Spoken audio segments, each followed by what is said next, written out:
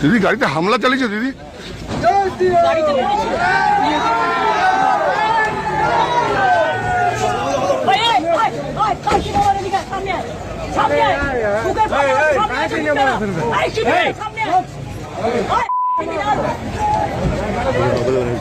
দেখো ভদ্রতার একটা লিমিট আছে। আমি আমার গাড়ি রাস্তা দিয়ে যাচ্ছি, সাহস কত বড় বিজেপির ফ্যাক্টরি বেঁধে আমাকে গালাগালি দিচ্ছে দাঁড়িয়ে। তোমরা কি ভাবো এদের আমরা যত্ন করে রেখে দিচ্ছি?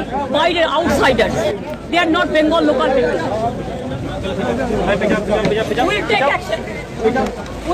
জানি তৃণমূলের চটি চাটারা এই যে মাননীয়া যে বক্তব্যগুলো রাখলো, মাননীয়া যে কথাগুলো বললো, সে কথাগুলো শুনতে পাননি, না শোনাটা স্বাভাবিক। তো আমি বলতে চাই, আমি নিজেই বলছি যে মাননীয়া ঠিক কী বলেছে।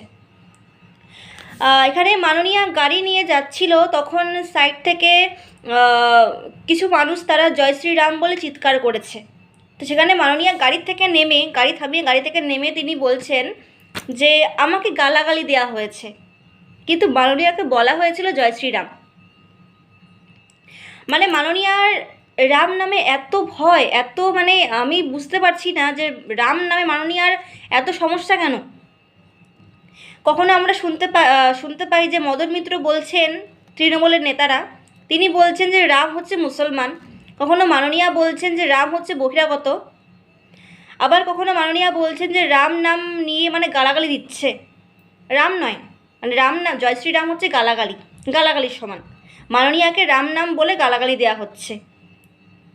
আচ্ছা, এত সমস্যা কেন? আমরা আরও দেখেছি যে রাম নাম নিয়ে নারকেল ফাটাতে তৃণমূল নেতাদের সে কি অস্বস্তিকর মানে অবস্থা, তাদের অস্বস্তি হয় রাম নাম নিয়ে নারকেল ফাটাতে। এছাড়া ফিরহাদ হাকিমকেও আমরা দেখেছি বিভিন্ন সময় এই সমস্ত মানে ঠাকুরের পুজো বা অন্য কোনো সময়।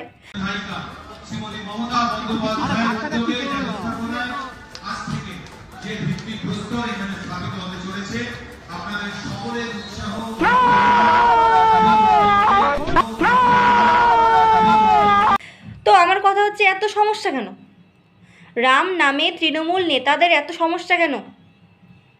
আচ্ছা, এই যে রামনবমীতে যেখানে কলকাতা ইউনিভার্সিটিতে প্লাস যাদবপুর বিশ্ববিদ্যালয়ে যেখানে রামের পুজো করতে দেয়া হলো না, মানে প্রচুর পরিমাণ থেকে বাধা দেওয়া হলো। তো আমার কথা হচ্ছে, এই বাধা দেওয়ার কারণটা কি? সমস্যা কোথায়? রামের পুজোতে সমস্যাটা কোথায়? আমি জানি এখন হয়তো কিছু মানুষ বলবে, কিছু সেকুলাররা বলবে যে কলেজ, বিশ্ববিদ্যালয়, স্কুল বলো, এই সমস্ত জায়গায় কি রামের পুজো করার জায়গা? না, ইউনিভার্সিটি বলো বা এই সমস্ত জায়গা রামের পুজো করার জায়গা না। কিন্তু সেই সমস্ত ইউনিভার্সিটিতে ইফতার পার্টি হতে পারে, মানে স্কুলগুলো, বিদ্যালয়গুলো ইফতার পার্টি করার জায়গা, কিন্তু রামের পুজো করার জায়গা না। আচ্ছা, একটা কথা না বলে পারছি না, এই যে জানলে শুনলে সবাই হাসবে। তো আচ্ছা বলো তো, এই রাম নামে কারা ভয় পায়? যারা ভূত প্রেত হয় তারা কিন্তু ভয় পায়।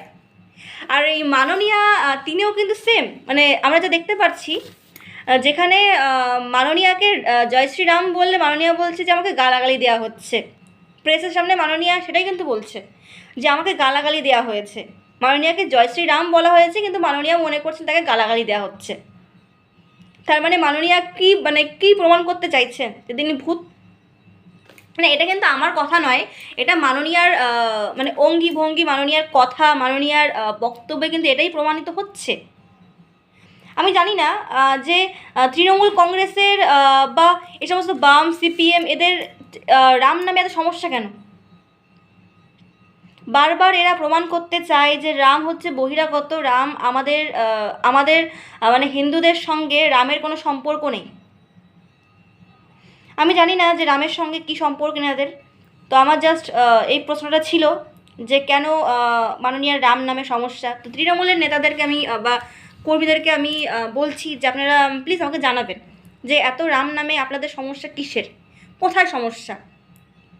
এবং যারা এই যে সেকুলার বলেন যে আমি সেকুলার, তো তাদেরকে একটা ভিডিও দেখাচ্ছি, ভিডিওটা দেখুন। नाम जानबूझ के एक गंदा धर्म जो इसने इसने बनाया, जो एक जुमला पार्टी ने बनाया, वो धर्म को हम नहीं मानता है। যারা দুর্ভাগ্য নিয়ে জন্মেছে, যারা ইসলাম নিয়ে জন্মায়নি, তাদের দাওয়াতে ইসলাম অর্থাৎ ইসলামের দাওয়াত দিয়ে তাদের মধ্যে ঈমান নিয়ে আসলে এটা আল্লাহ তাআলাকে খুশি করা হবে। তো আপনারা শুনলেন যে যারা সেকুলারের কথা বলে, সেকুলার হয়ে চলার কথা বলে, তারাই বলছে যে হিন্দু ধর্ম গন্দা ধর্ম, মানে খারাপ ধর্ম, তো এই ধর্মকে আমরা মানি না, মানে মাননীয় মুখ্যমন্ত্রী মমতা বন্দ্যোপাধ্যায় তিনি মানেন না। এছাড়াও ফিরহাদ হাকিম তিনি বলছেন যে ইসলাম নিয়ে জন্মগ্রহণ না করলে আপনি দুর্ভাগ্য নিয়ে জন্মগ্রহণ করেছেন, আর ইসলাম ধর্ম গ্রহণ না করলে ইসলাম ধর্মে জন্মগ্রহণ না করলে আপনার ধর্মটাই, মানে আপনার জন্মটা অ্যাকচুয়ালি বৃথা, তেমনটাই বলতে চাইছেন ফিরহাদ হাকিম। তো এরা হচ্ছে সেকুলারের কথা বলে, এবং আপনারা মানে এরা কিন্তু এদের আসলে নিজেদের ধর্মটা, এরা কিন্তু এদের ধর্মটাকে ঠিকঠাকভাবে পালনই করছে, কিন্তু আপনাকে আমাদেরকে বলছে সেকুলার হতে। মানে আর এই সেকুলার মানে কিন্তু হিন্দু ধর্মকে গান্ধা ধর্ম বলা, এবং বাদবাকি যে সমস্ত ধর্মগুলো আছে মানে ইসলাম ধর্ম, সেই সমস্ত ধর্মগুলোকে মানা। তো এরপরে যদি আমাদের পশ্চিমবঙ্গের হিন্দু বাঙালিরা না বোঝে তাহলে কোনো কিছুর বলার নেই। তাহলে আপনারা ওই রাম নামকে গালাগালি এবং ইসলাম ধর্মে জন্মগ্রহণ করে সৌভাগ্যবান হয়ে যান, আর কিছু বলার নেই।